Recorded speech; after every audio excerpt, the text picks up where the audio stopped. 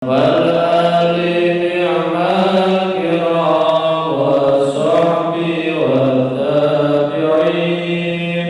الفاتحة. أعوذ بالله من الشيطان الرجيم. بسم الله الرحمن الرحيم. الحمد لله رب العالمين الرحمن الرحيم مالك يوم الدين. إياك نعبد وإياك نستعين اهدنا الصراط المستقيم صراط الذين أنعمت عليهم غير المغضوب عليهم ولا الضالين. Bismillahirrahmanirrahim. Alhamdulillahi rabbil alamin. Wa afdhalus salati wa atammu taslim ala sayyidina wa maulana Muhammadin wa ala alihi wa ashabihi wa man tabi'ahum bi ihsanin ila yaumiddin. Subhanaka la ilma lana illa ma 'allamtana innaka antal alimul hakim. Allahumma anfa'na bima 'allamtana wa 'allimna ma yanfa'una wa zidna ilma. Bismillahirrahmanirrahim. Falya'lamil mutakallim hattahu minad-din wa anna mawqi'ahu minhu mawqi'ul haris fi tariqil haji. Falya'lam mongko becik ngerti al-mutakallimu sapa wong kang ahli ilmu kalam utawa ilmu tauhid, ilmu akidah, ngerti haddahu ing batesane al-mutakallim minad-dini saking agama. Intine wong-wong sing ahli akidah, wong-wong sing paham tentang ilmu tauhid kudu ngerti posisi dia di dalam agama itu seperti apa. Wa anna mawqi'ahu lan setuhune posisine al-mutakallim. Wa anna mawqi'ahu lan setuhune posisine mutakallim minhu saking agama mawqi'ul harisi iku kaya posisine penjaga fi tariqil haji ing dalem dalane haji. Jadi kaya satpam, kaya petugas-petugas haji.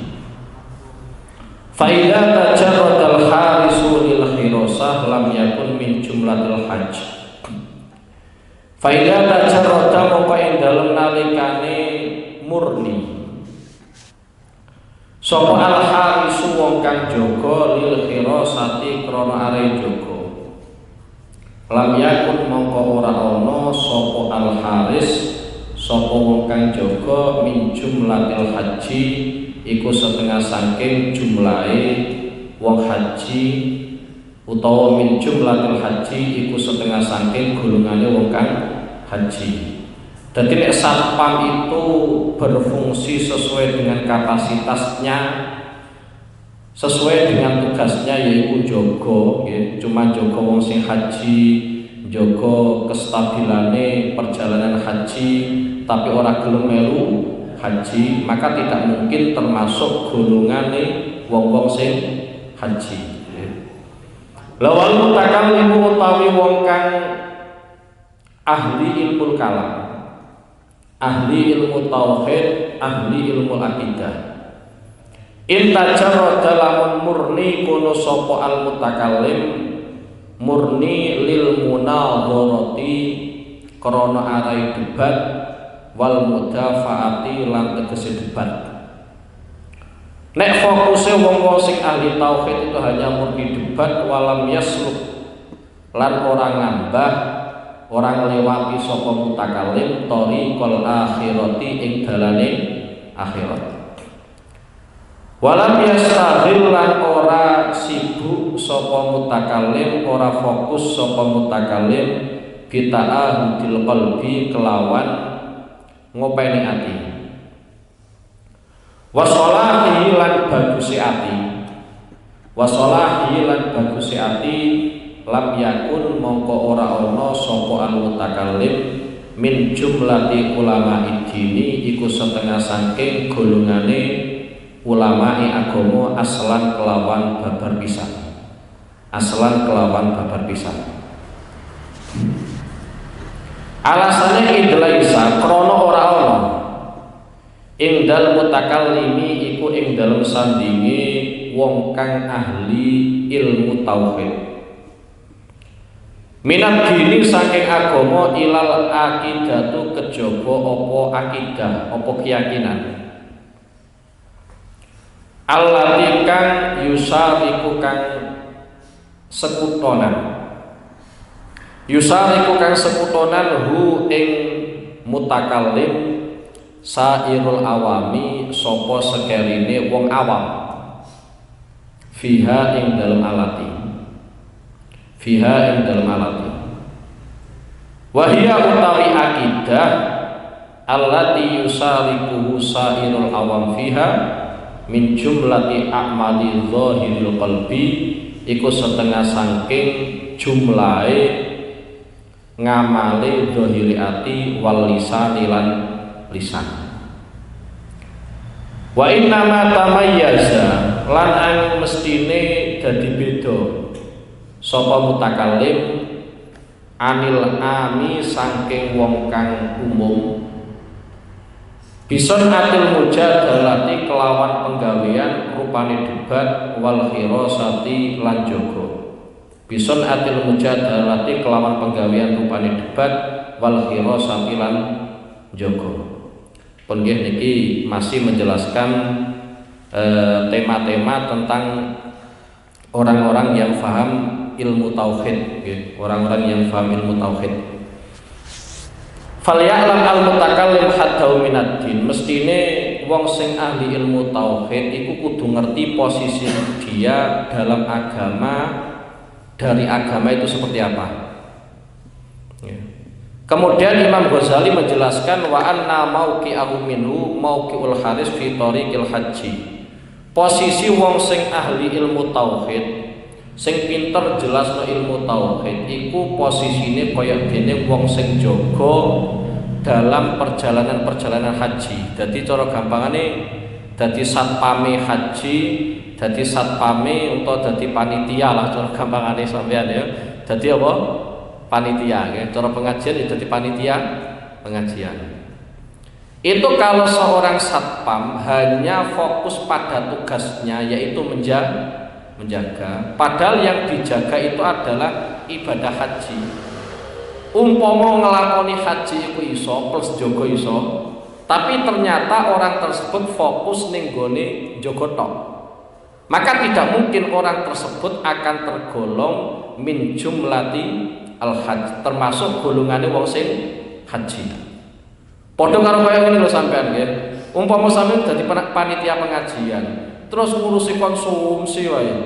Cara kiai ini mau ido, sampai ora bakal untuk ngelmune. Saya tidak membahas pahala atau tidak, gitu. Kalau nanti urusan pahala itu nanti, gitu. Tapi yang jelas ketika sampai jadi panitia, cara gampangan, gitu. Sampai fokus ning gone jabatane sampeyan, fokus ning gone tugasé sampeyan, sampai lali ngrungokno wong sing mau ido, wong sing ngawahi pengajian. Maka sampean tidak mungkin akan tergolong minal muta'alimin, termasuk wong-wong sing belajar. Kenapa? Karena kita fokus pada tugas kita sebagai panitia. Podho karo satpam nggih, satpame wong-wong sing haji. Itu kalau fokus pada urusan dia sebagai satpam, tidak mau melakukan ritual-ritual haji, maka jangan berharap mulai tek undang Pak Kaji. Lah kira-kira seperti itu. Wong sing ahli tauhid, orang-orang yang pintar menjelaskan ilmu tauhid, itu tugas awalnya seperti itu. Tugas awalnya adalah menjaga akidahnya orang awam. Menjaga akidahnya orang awam. Itu posisi yang asli. Kemudian, kalau memang seorang ahli ilmu tauhid kok tidak mengikuti jejaknya ulama-ulama akhirat, semisal fokusnya piyambak itu ning gone debat terus. Dadi nek ana debat dek ini melu. Tapi atine ora patek ditata. Maka orang yang seperti ini tidak mungkin akan masuk dalam golongannya ulamaul akhirat. Cara bahasa simpelnya kaya mau nggih. Jadi umpama sampean ngadakno pengajian dan tugasnya sampean dadi panitia nggih. Nggih, terus keren, bar kowe terus apa selfie ketok keren. Kalau sampean fokus ning gone jabatane sampean, tugasnya sampean hanya urusan panitia, nggih. Tapi nek ono seorang kiai, seorang habib menyampaikan ilmu niku ora sampean rungokno karena saking fokusnya sampean nggone tugas panitia itu, maka sampean nggak mungkin akan mendapatkan status muta'allimin, wong sing belajar. Nggih. Lah adapun masalah mendapatkan pahala ataupun tidak itu pasti mendapatkan pahala karena memberikan fasilitas kebaikan. Tapi kalau masuk dalam kategori muta'allimin orang yang belajar itu tidak mungkin karena dia fokus ning gone tugase kepanitiaan. Tapi ono kiai, ono habaib mau indo ora te rungokno. Iku padha wae ono satpam dalam pelaksanaan haji, umpama nglakoni haji plus jogo iku iso, tapi ternyata dia fokus ning gone jogo wong-wong sing haji ora melu nglakoni napa? Haji. Paham niki nggih? Wis muga-muga paham nggih. Dadi sampeyan dadi panitia ya kudu tobat-tobat sithik. Ya aja kok fokus ning gone tugas kok. Nggih. Keranten teng mriki dipun jelasake, wong nek pinter debat dalam urusan ilmu tauhid tapi orang dandani atine iku berarti orang termasuk min ulama iddin, orang termasuk ulama-ulama apa? Akhirat. Lah ulama akhirat itu dohire yo kopenan, artinya amalia-amalia dohir yo kopenan, kemudian orang lali ngopeni atine. Nggih, ora lali ngopeni atine itu baru dikatakan ulama uddin. Dalam sebagian redaksinya ulama disebut ulamaul akhirat. Nek ono wong kok pinter mau ido, pinter ngandani, tapi ora patek ngopeni atine, itu berarti nek cara istilahe Syekh Zainuddin Al-Malibari beliau mengatakan itu ulama usuk. Nggih, ulama usuk, ulama elek. Sebagian redaksinya ulama disebutkan ulama udunya. Nggih, ulama tapi kelas dunya tok, ora sampai kelas akhirat. Soalnya pinter ngopeni fisike tapi atine ora patek openi. Mulanya dalam Islam, ya dalam Islam kalau kita belajar tentang hadis itu kan nanti ada ajarannya Kanjeng Nabi itu banget lengkap. Ketika Kanjeng Nabi bersama dengan para sahabat, cara gampangane ngaji, itu kemudian malaikat Jibril ngembo-ngembo dadi wong lanang manggihi Kanjeng Nabi. Sampai posisi malaikat Jibril dekat dengan Rasulullah. Disebutkan dalam sebuah hadis redaksine fa asnada rukbatayhi ila rukbatayhi wa wada'a kafaihi ala fakhidaihi. Dengkule malaikat Jibril tik tempelno kalian dengkule Kanjeng Nabi, astone malaikat Jibril tik tempelno ning gone pupune Kanjeng Nabi Muhammad sallallahu alaihi wasallam. Kemudian malaikat Jibril takut ning gone Kanjeng Nabi, "Ya Muhammad, akhbirni anil Islam." Wahai Muhammad, berikanlah informasi kepada kami tentang Islam. Kemudian dijawab oleh Rasulullah. Kemudian pertanyaan yang selanjutnya akhbirni anil iman. Yang terakhir adalah akhbirni anil ihsan. Jadi ada 3 tahapan yang memang perlu dilewati. 1 Islam, yang kedua iman, dan yang terakhir adalah ihsan. Lah standar ihsan disampaikan oleh para ulama itu adalah anta budallahu ka'annaka tara fa illam takun tara fa innahu yara. Jadi sampean nyembah Allah iku koyok-koyok sampean ningali Allah. Iki kita ora kelasnya sampean lah.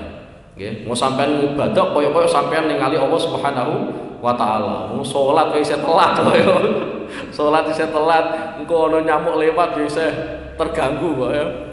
Tapi kalau makom yang kedua, fa illam takun tara fa innahu yara. Minimal nek sampean ora iso bayangno sampean ningali Allah, ya bayangno mawon sampean tik sawang Allah Subhanahu wa taala. Ini adalah makomul ihsan. Nggih, makomul ihsan itu biasanya urusan hati, okay? urusan hati, dan itu penting. Okay? Jadi ulama uddin utawa ulama ul akhirat iku dohire ya kopenan, atine ya teopeni. Tapi kalau ulama udunya, okay? ulama udunya, iku biasanya memperbaiki amalia-amalia dohir, tapi atine ora patek kopenan. Ya? Jadi koyok sholatnya sregep, tapi pamere ora hilang. Nah itu berarti ulama udunya atau ulama usu. Okay?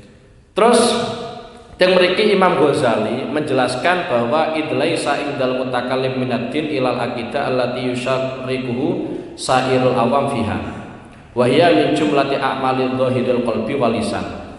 Jadi kalau orang-orang yang pinter dalam menjelaskan ilmu tauhid itu dia hanya fokus ning gone urusan perdebatan saja. Urusan perdebatan tapi orang patek ngopeni atine. Itu sebenarnya kelasnya tidak jauh berbeda dengan orang awam. Jadi cara klasemen podo. Kenapa? Karena yang membedakan orang yang berilmu dengan orang yang tidak berilmu itu adalah urusan atine. Nggih. Mulane nek ana wong alim kok ternyata tidak mau mengamalkan ilmunya, iku cara standare wong Arab, standare ulama-ulama Arab mengatakan sampean sebut ya jahil, wahai orang bodoh itu boleh. Karena dia punya ilmu tapi tidak mau mengamalkan ilmunya. Nggih. Wis kaitane kalian akidah nggih. Bismillahirrahmanirrahim. Wa amma ma'rifatullah. Lan anapun utai ma'rifatullah, ngerti Allah taala maha luhur Allah wa sifatihi lan pira-pira sifate Allah wa af'alihi lan pira-pira penggaweane Allah wa jami'i ma lan sakabehane perkara asarna kang isara sapa kita ilahi marang ma fi ilmil mukasafati ing dalam ilmu mukasafah fala yahsulu mongko iku ora hasil kono apa ma'rifatullahi ta'ala wa sifatihi wa af'alihi fi ilmil kalami ing dalam ilmul kalam. Bal yakatu balik meh apa kelakuan yakunu iku ana apa al kalam apa ilmul kalam hijaban iku dadi hijab dadi pencegah wa mani'an lan perkara kang ngalang-alangi minhu saking Allah Subhanahu wa taala. Minhu saking Allah Subhanahu wa taala. Pun ngaten nggih. Dadi teng mriki Imam Ghazali mengatakan fa amma ma'rifatullah taala wa sifati wa af'ali fala yahsulu min ilmil kalam. Dadi makrifat ning gone Allah, ngerti Allah, ngerti sifat-sifate Allah, ngerti af'ali Allah utawa penggaweane Allah, itu tidak bisa dicapai dari ilmu kalam. Ilmu kalam yang seperti tadi nggih, dadi fungsinya hanya sebagai debat-debatan tok. Kalau ilmu kalam yang prakteknya seperti diantaranya yang dicontohkan para ulama, contoh ya umpama sampean mikir, kalau kita berdasarkan dalam sebuah hadis kan tafakkaru fil khalqi wala tafakkaru fil khaliq. Sampean iku nek pengen angen-angen ojo angen-angen pangeran, tapi sing perlu sampean angen-angen iku makhluke pangeran. Nggih. Dadi sampeyan nek pengen wusul, pengen sampai ning gone Allah Subhanahu wa taala, ngrasa parek kalian Allah Subhanahu wa taala, iku sampeyan mikir ning gone makhluke Allah. Aja mikir ning gone Allah Subhanahu wa taala. Nggih. Terus malih yang mriki disebutkan bal yakadu yakunu al kalam hijaban wa mani'an minhu. Justru ilmu kalam yang digunakan hanya sebatas berdebat itu justru malah menjadi penghalang dia wusul sampai nenggone Allah Subhanahu wa taala. Karena resiko orang yang debat itu kalau menang debat ya biasanya sombong, nek kalah mangkel. Lha wong kok bisa duweni sifat mangkel, isa duweni sifat sombong, kon parek pangeran ku jelas angele. Nggih, kon parek pangeran mesti jelas angel. Mulane iblis iku ora mungkin iso parek Allah Subhanahu wa taala karena iblis iku duweni sifat sombong. Okay. Mulane kita fungsikan ilmu tauhid itu benar-benar sebagaimana fungsinya. Artinya sebagaimana fungsinya kita mengenal Allah Subhanahu wa taala, kita mengenal sifat-sifatnya Allah Subhanahu wa taala dan itu melalui makhluknya. Artinya melalui makhluknya di antara yang digambarkan ulama itu seperti ini. Okay. Di antara yang digambarkan ulama contoh okay. Kalau kita pengen ngerti persisnya sifat Rahman, sifat Rahim, Pangeran Maha Belas Kasih, ya kita lihat antar sesama makhluk, okay? Antar sesama makhluk. Di antara yang digambarkan Rasulullah, nek ngulang para sahabat itu seperti ini. Okay? Ketika ada kewan, anakan kewan, kemudian tik susoni induani, okay? Tik susoni induani. Itu kemudian para sahabat disuruh nyawang sampeyan sawangan kuda itu.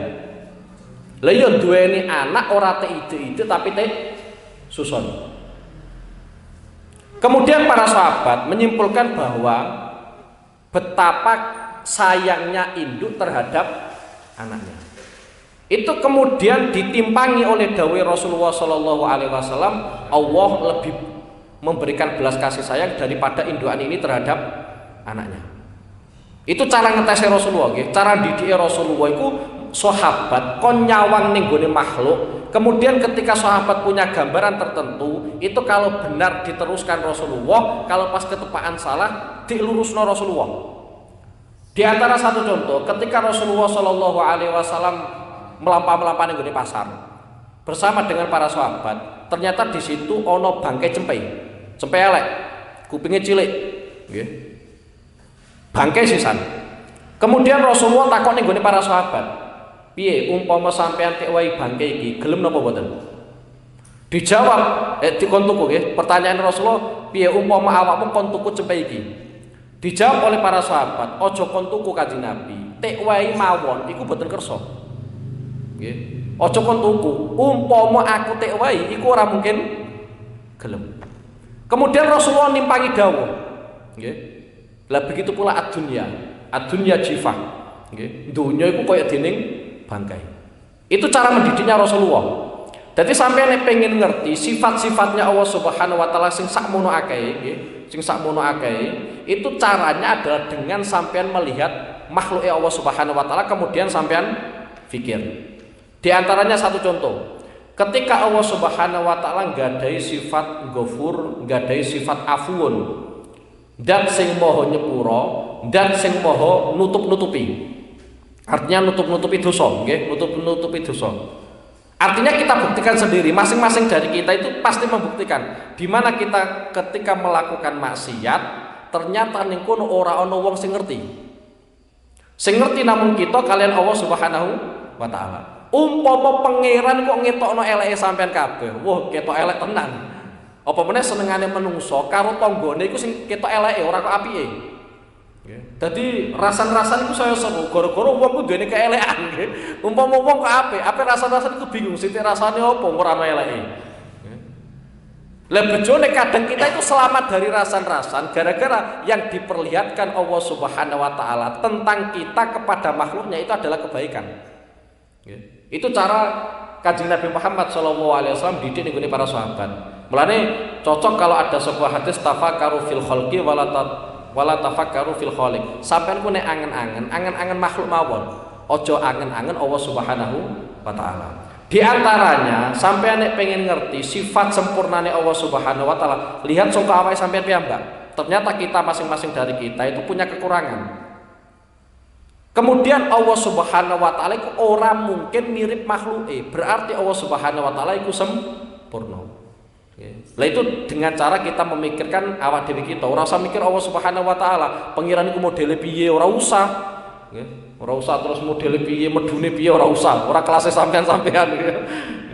Bismillahirrahmanirrahim wa innamal wusul. Lan angin mestine utawi tumeka ilahi marang Allah Subhanahu wa taala bil mujahadati kelawan mujahadah.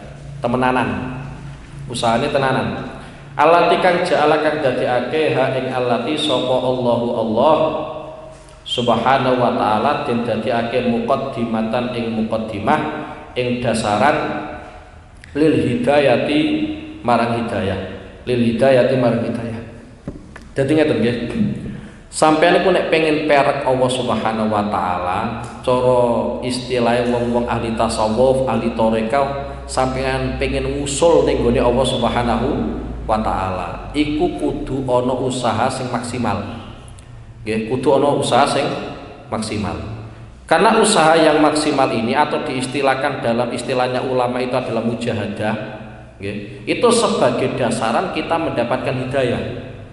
Mendapatkan petunjuk dari Allah Subhanahu wa taala. Nggih. Dadi intine ana istilah usul yakni sampeyan parek karo Allah, ngrasa nek pangeranku parek tenanan. Sing kedua ono istilah mujahadah, sing ketiga ono istilah hidayah. Cara sarane Imam Ghazali, sampean kok pengen parek Allah, pengen usul ning gone Allah Subhanahu wa taala, yaitu dengan cara mujahadah. Sampean usaha dengan maksimal. Dan tidak usah sampean mensyaratkan dari awal kemudian kudu ikhlas. Malah akhirnya orang ngamal sampean. Jadi sing penting mujahadah itu sampean lakukan terlebih dahulu. Ikhlas itu urusan belakang. Sampai kalau menuntut amal itu awal-awal amal harus ikhlas, malah sampai nggak ngamal. Lah itulah yang paling dikhawatiri oleh Rasulullah SAW.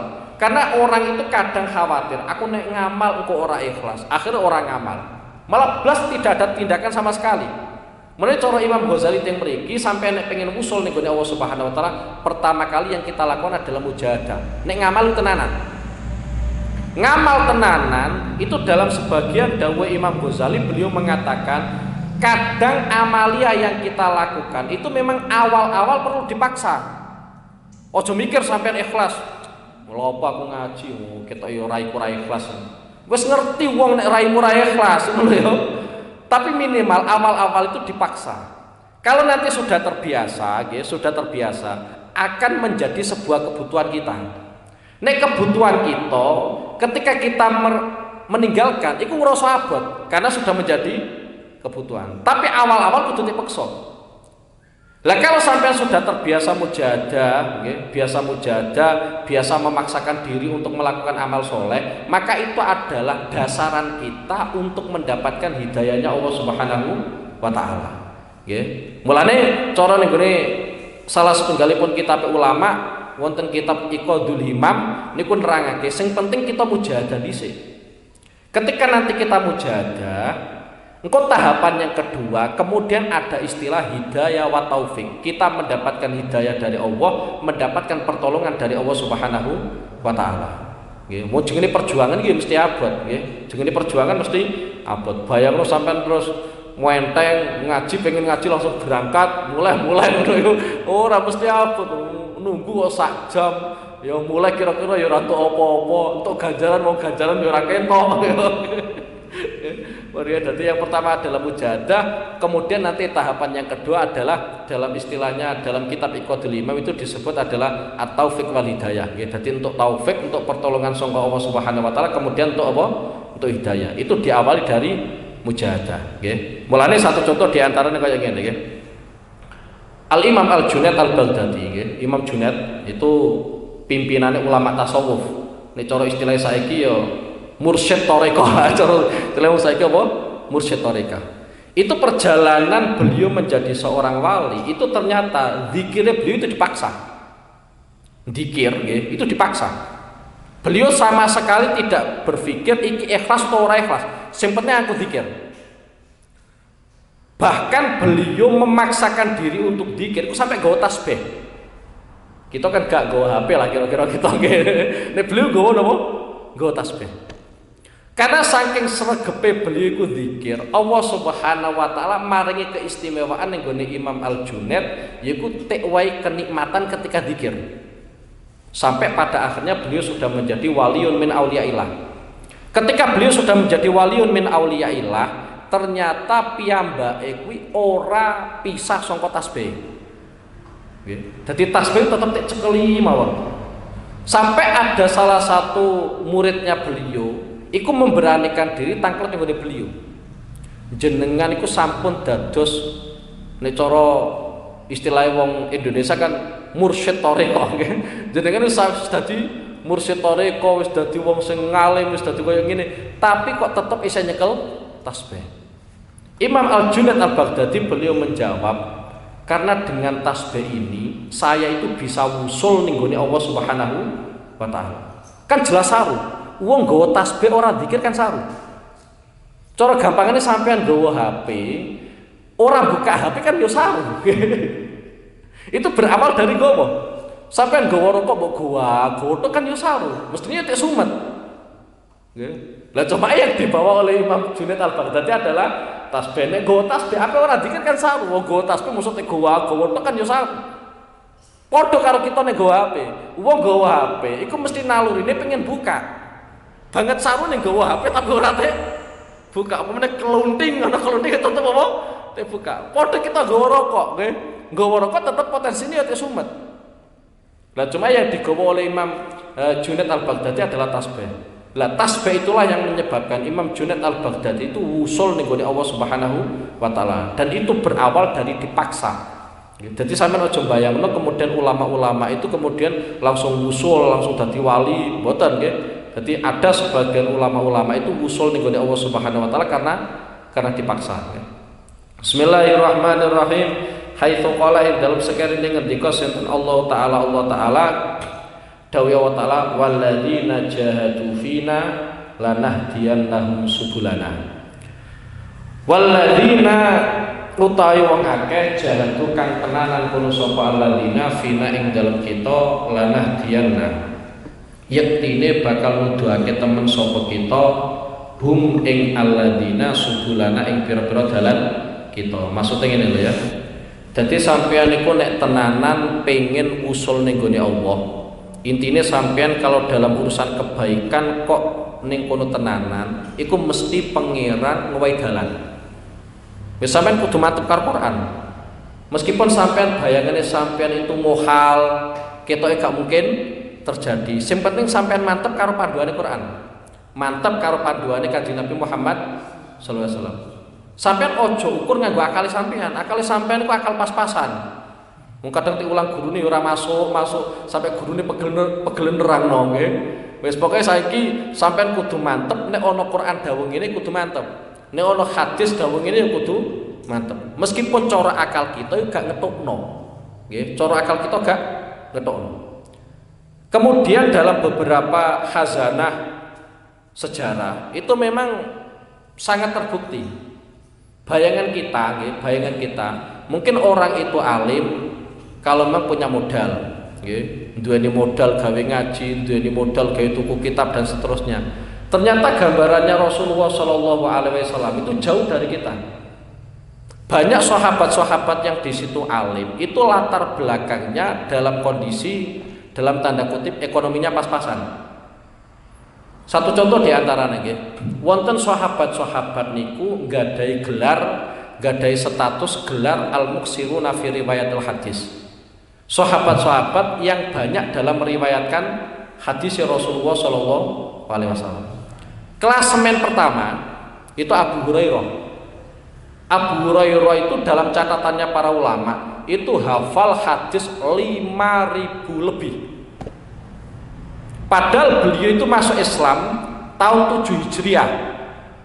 Nggih, tahun 7 Hijriah. Jadi tahun 7, 8 nggih, berarti 1 tahun, 9, 10, 11. Jadi kira-kira ngonahi Kanjeng Nabi itu cuma 4 tahun. Tapi hafal hadis itu sampai 5.000 sekian. Nggih, itu dari sisi hafalan. Jadi ngonahi Kanjeng Nabi 4 tahun tok, dadi ngalime kaya ngono.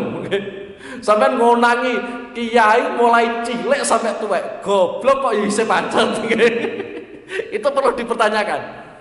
Terus dari sisi yang lain, Abu Hurairah itu fakir-fakirnya sahabat. Fakir-fakirnya sahabat. Kemudian nasab tidak mendukung. Jadi nasab orang mendukung, ekonomi gak mendukung. Ngonangi Kanjeng Nabi ya cuma 4 tahun. Tapi beliau itu masuk daftar sahabat sing paling akeh ngriwayatno hadis. Ya dadi wong miskin iso ngalim, wong ora duweni nasab iso ngalim. Tapi Kanjeng Nabi itu juga memberikan contoh. Koyok Sayyidah Aisyah. Sayyidah Aisyah nasab entuk. Sayyidah Aisyah binti Abu Bakar. Dari sisi nasab entuk beliau. Dari sisi status beliau juga mendapatkan karena istrinya Rasulullah SAW. Dari sisi ekonomi Sayyidah Aisyah gak kekurangan karena putri dari Sayyidina Abu Bakar. Sayyidina Abu Bakar itu wong sugih, tapi iso ngalim. Artinya kekayaan beliau ternyata orang dadekno beliau iku sombong, tapi justru mengantarkan beliau nggone kealiman. Ini adalah dua gambaran nggih. Dadi sing siji latar belakangnya biasa-biasa saja, tapi dadi wong alim, sing siji wong sugih, ya iso wong dadi wong alim. Kemudian lagi dari sisi keislaman, dari sisi perjuangan. Mungkin akal kita itu nggak bisa membayangkan mosok Wahsy kok masuk Islam. Wahsy itu orang yang membunuh Sayyid Hamzah ning gone perang Uhud. Wahsy itu adalah orang yang membunuh Sayyid Hamzah ning gone perang Uhud. Jadi sing nombak Sayyid Hamzah sampai kapundhut itu namanya Wahsy. Dan Rasulullah mengetahui itu. Tapi pangeran ngersakno ternyata Wahsy itu masuk Islam. Dan Islamnya Wahsy, beliau mengucapkan 2 kalimat syahadat itu di hadapan Rasulullah SAW. Sampai Rasulullah mawon pesen ning gone Wahsy, nek sampean ning gone siji daerah, aku kok ning gone daerah iku sampean krungu, sampean aja ngetok.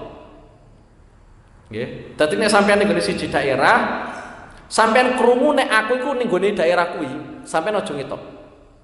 Karena mbok piye-piyeno Kanjeng Nabi ku perso di mana Sayyid Hamzah dibunuh oleh Wahsy. Jadi terngiang-ngiang cara bahasane saiki apa? Terngiang-ngiang ya. Sampai seperti itu. Jadi Wahsy ketemu Rasulullah ya pada saat itu. Ngucapno 2 kalimat syahadat, setelah itu beliau tidak ketemu Rasulullah ngantos Rasulullah kapundhut. Karena pesan Kanjeng Nabi itu, jadi sampean ning nggone siji daerah, sampean krungu aku mara ning nggone daerah kuwi, sampean aja ngetok. Karena Rasulullah masih terngiang-ngiang di mana Wahsy membunuh Sayyid Hamzah. Kita juga tidak mungkin membayangkan contoh koyo Abu Jahal itu musuhnya Kanjeng Nabi. Sing bentak-bentak Kanjeng Nabi itu adalah Abu Jahal. Ya, sing bentak-bentak Kanjeng Nabi sapa? Abu Jahal. Sampai ning gone Quran jelasno nggih, lanas fa'am bin nasya nasyatin kadzibatin khati'a falyatuna dia sanatu zabani akalla. Nggih. Itu adalah Abu Jahal bentak-bentak Rasulullah sallallahu alaihi wasallam dan pada akhirnya Abu Jahal itu mati kafir. Sopo sing nyongko Abu Jahal duweni anak lanang jenenge Ikrimah. Setelah Mekah itu ditaklukkan oleh Rasulullah Shallallahu Alaihi Wasallam, ternyata Ikrimah itu masuk Islam. Dan ketika tentarane Rasulullah itu perang, Ikrimah melu dadi pasukane Rasulullah. Nggih, dadi fa aslama Ikrimah fa hasuna islamu. Ikrimah masuk Islam dan Islamnya itu baik.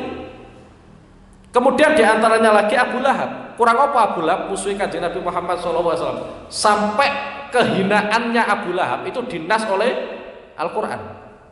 Ternyata Abu Lahab nggadai anak wedok namanya Dzarrah. Dzarrah kuwi akhirnya masuk Islam. Ketika ada sebuah peperangan, tentara Islam melawan orang kafir, iku Dzarrah iku melu perang. Nggih. Melu perang dalam artian ketika nanti ada sahabat-sahabat sing lanang sing dalam kondisi terluka, nanti sing ngobati itu adalah Dzarrah. Jadi cara gampangnya tim medis lagi kira-kira apa? Tim medis itu adalah Dzarrah. Iku putrinya Abu Jahal. Abu Lahab, ya, putrinya Abu Lahab. Jadi bapaknya kafir, ternyata anaknya muslimah. Dan masih banyak lainnya, ya. Jadi sampai nek tenanan dalam urusan kebaikan, mesti Allah Subhanahu Wa Taala itu ngewahi dalan. Lah cuma kita itu kadang orang mantep karo dawuh-dawuh ngene iki. Satu, ada kemungkinan kita tidak pernah mendengar. Yang kedua, kadang kita dengar, tapi nek dawuhi pangeran iku ora patek mantep.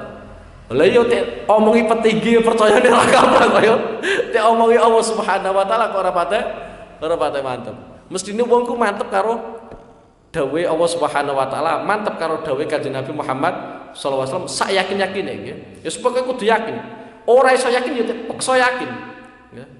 Kudu dipeksa yakin. Ya, wis iki dawuh Allah Subhanahu wa taala walladzina jahadu fina lanahdiyanahum subulana nggih. Lah wong ku nek wis entuk hidayah, entuk petunjuk dalan ngelakoni keapian, iku mesti tek gampang no kalian Allah Subhanahu wa taala nggih. Wis kudu mantep kaya ngono nggih. Dadi sampean bayangno kira-kira ketok iku ora iso haji, ora iso umroh. Wis pokoke sampean mantep ngono wae dhisik nggih. Mantep nek ana usaha mesti iso rono. Kok suwe-suwe tek gampang no kalian Allah Subhanahu wa taala nggih. Tapi ya tingkat mantepe kudu ditandani dhisik nggih. Kelemahan kita tingkat yakine kita, tingkat mantepe kita ning gone Allah iku kurang. Lah Sayyid Abdullah bin Alawi Al-Haddad niku nate maringi resep nggih, nate maringi resep kanggo wong-wong sing urung patek mantep karo dawuhe Allah, urung patek mantep karo dawuhe Rasulullah sallallahu alaihi wasallam. Kaya kita-kita ini ora patek mantep lah. Ya, saya yakin ora patek mantep kita nggih. Dalam artian ora kok ingkar mboten nggih. Cara gampangane sampai tek janjeni petinggi karo tek janjeni Quran kira-kira mantep tek janjeni apa? Petinggi. Kan ya aneh. Lah itu ternyata Sayyid Abdullah bin Alawi Al-Haddad nate ndawake ngeten nggih. Carane wong keyakinane gen saya mantep, gen saya tambah nggih. Itu diantara langkah pertama sampeyan memahami ayat-ayat Quran kalian dawuh-dawuhe Kanjeng Nabi Muhammad SAW. Intinya belajar Quran, ya belajar hadisnya Kanjeng Nabi. Lah minimal nek sampean ora iso belajar dhewe, kan ora mungkin sampean takon maknani dhewe. Nggih. Lah minimal sampean ngaji. Nggih. Supaya apa? Tingkat kemantepane kita kuwi bertambah. Iki langkah pertama. Kalau langkah pertama sekiranya kok tidak bisa, nggih, sekiranya tidak bisa, Sayyid Abdul bin Alawi Al-Haddad memberikan saran yang kedua. Saran yang kedua itu apa? Sampean angen-angen ning gone makhluk-makhluk Allah Subhanahu wa taala. Contoh di antara sederhana, lah iya wong aku iki ahli maksiat tapi kok tetep isa tik paringi nikmat dening Allah Subhanahu wa taala. Berarti janjine Allah iku bener. Iki cara berpikir sederhana. Nggih, dadi sampeyan nek ora iso memahami Quran, ora iso memahami hadis, ora iso ngaji, ora nyempatno ngaji, nggih. Sampeyan angen-angen ning gone makhluk-makhluke Allah Subhanahu wa taala. Nggih. Lah, yang ketiga, nek sekiranya sampean kok ora iso ngetokno kaya ngono, cara yang ketiga kumpul karo wong saleh-saleh. Kumpul ning gone ulama, kumpul ning gone wong saleh. Mulai dawuh Imam Syafi'i, di antara dawuh Imam Syafi'i iku ana perkara sing iso nyebabno akale kita iku saya cerdas. Tapi dalam urusan akhirat lho ya, ora kok dalam urusan donya. Nek urusan donya duit 1.000 karo 50.000 iso bedano kok ya. Kira-kira antemane iki pira ngerti kok kira-kira ya. Juara siji entuk pira kira-kira ya ngerti kok ya. Nggih. Lah sampeyan nek pengen ngerti kaya ngene iki. Di antara dawuh Imam Syafi'i, nek akale sampeyan pengen cerdas dalam urusan akhirat, itu satu, mujalah satu ulama. Cukup sampeyan lungguh bareng ulama. Soalnya apa? Sampeyan iku nek lungguh bareng ulama, nyawang wajah ulama, iku sing kilingan mesti akhirat. Nggih, sampeyan nek sering kumpul ulama, sing kebayang ku akhirat. Ora mungkin kebayang donya iku. Nggih. Lagi tek delok pakaiane iku wis ngelingno kita ning gone akhirat. Sing kedua, kumpul karo wong saleh-saleh. Sampeyan nek kumpul karo wong saleh, jak rasan-rasan yo mau wong saleh. Tapi nek sampean kumpul karo koncone sampean, walah sregep rasan-rasan ya kira-kira nggih. Menyawang wajahmu langsung eling duit kok. Ora eling akhirat kok ya. Lagi di antara yang disampaikan oleh Imam Syafi'i, jadi sampean nek pengen akale sampean pengen tambah cerdas dalam urusan akhirat itu kumpul karo wong saleh, kumpul karo ulama. Iku barokah tenanan nggih. Nggih. Lah iya bayangno mawon. Nyebut jenenge wong saleh mawon iku rahmate pangeran turun. Artinya rahmati pangeran turun dijelaskan oleh Al-Imam Al-Ghazali ya, biasanya kan orang dawuh bidzikri sholihin tatanazzalu rahmat, dengan menyebut nama-nama orang soleh rahmati pangeran tumurun. Itu ternyata Imam Ghazali dawuhno, karena dengan menyebut nama-nama orang soleh atine kita iku tek gerakno pangeran pengen niru akhlake wong soleh. Nggih. Atine kita iku tek gerakno pangeran pengen niru apa? Wong saleh. Iku lagi nyebut jenenge. Nggih. Aja kok gawe tawasul tok ya, tapi ora dene minat niru. Apa meneh kita kumpul karo wong-wong saleh. Mesti sithik akeh pengen niru. Meskipun kadang ya ora iso niru, sing penting kan duwe keinginan dhisik nggih. Sing penting duwe apa? Keinginan. Wes, lagi di antara pentingnya ya, di antara pentingnya kenapa ulama-ulama itu kok nek nyebut sirah Kanjeng Nabi, nek nyebut perjalanan hidupnya Kanjeng Nabi kok semangat. Kenapa? Karena dengan menyebut sejarah Kanjeng Nabi, imane para ulama, imane para wong soleh, itu saya kuat. Oke. Jadi acara maulid itu di antara fungsinya seperti itu. Jadi sampai ngadakno maulid, itu mestine tingkat keimanan kita saya tambah. Nek tingkat imane kita kok pancet wae, iku ngadakno maulid apa seremonial maulid. Mulai di antara yang didawake Sa'ad bin nggih, Al Imam Sa'ad nggih. Beliau didik putra-putra ini mulai cilik. Tek didik akhlake Kanjeng Nabi ku anopo. Tek jelasno tenanan. Akhlake Kanjeng Nabi ku anopo, perjalanane beliau ku anopo. Iku nek wis bar ngaji, nggih. Nek wis bar ngaji, beliau dawuhi ning gone anake, "Ya bunayya, wahai anakku. Hadhi syarafukum wa syarafu abaikum." Sejarah ini layak, ini sejarahnya Rasulullah sallallahu alaihi wasallam, merupakan kemuliaanmu dan kemuliaan nenek moyangmu. Artinya keluargane Saat iku dadi keluarga sing barokah, iku barokai angger duweni anak mesti ulang tentang sejarah Rasulullah sallallahu alaihi wasallam. Lah kita apa niru Kanjeng Nabi piye? Wong sejarah Kanjeng Nabi gak apal. Akhlake Kanjeng Nabi piye ora apal. Kita itu sadar akhlake Kanjeng Nabi itu akhlak yang paling mulia. Tapi modelnya seperti apa kan gak tahu kita. Pokoknya kita mantep akhlake Kanjeng Nabi paling mulia. Modelnya piye? Mbah. Lah ini mulai kriminal kan. Padahal dalam fikih kita, dalam ilmu-ilmu fikih, biasanya kitab-kitab fikih sing rada gede-gede kan ada sebuah ibarat yang menjelaskan seperti ini, wa yajibu alal aba wal ummahat ta'limu auladihim ma yata'allaqu bi Rasulillah sallallahu alaihi wasallam wiladatan wa wafatan wa hijratan wa mukjizatan wa ghairu dzalik. Kewajiban orang tua nggih, eling-eling nggih, wis sampeyan dadi wong tua kudu duweni prinsip iki. Aja mbok warai ngopi karo rokokan wae, kualat karo anakmu dhewe akhire. Nggih. Dadi wong tua iku gadahi kewajiban ngulang anake perkara-perkara sing ana hubungane karo Rasulullah. Nggih, semisal Kanjeng Nabi lahir ning ndi. Sing sederhana mawon. Aja sing angel-angel. Kanjeng Nabi mabur baru rusak. Sing sederhana mawon nggih. Kanjeng Nabi lahir ning gone Mekah, wafat ning gone Madinah, gadhahi garwa Sayyidah Khadijah, duweni putu Sayyidina Hasan, Husain. Sing sederhana seperti itu. Akhlak Rasulullah seperti itu. Kadang anak kita itu nggak kenal dengan Rasulullah gara-gara kita nggak pernah mengajarkan akhlak Rasulullah seperti apa. Dan seandainya anak kita kok orang niru Kanjeng Nabi, itu mungkin kesalahan kita. Okay? Mungkin kesalahan kita gara-gara tidak pernah kita ajarkan akhlak Rasulullah kepada anak kita. Lah enake ning Jawa iku nek bapake ora iso ngulang iku tek titipno kiai nggih. Dadi sampeyan seneng gawene nek ngulang ini ku pasno kiai. Akhirnya kiai ini pegelen ngurmat anak-anakmu itu nggih. Tapi ki pancen kewajiban nggih.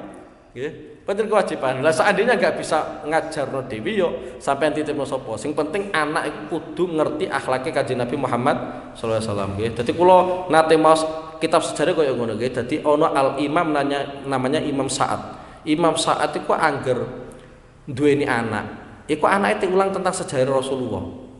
Engko nek bar ngulang mesti tak dawuh kaya ngono, ya bunayya hadi syarafukum wa syarafu abaikum.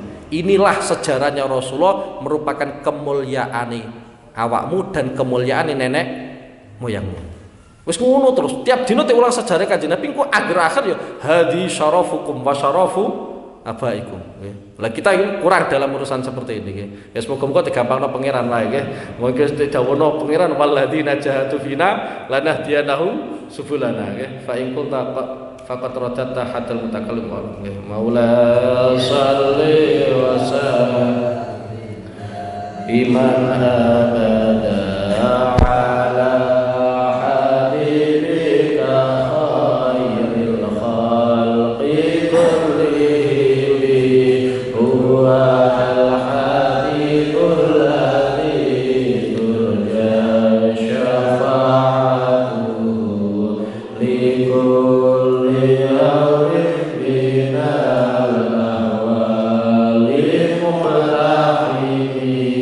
Yeah.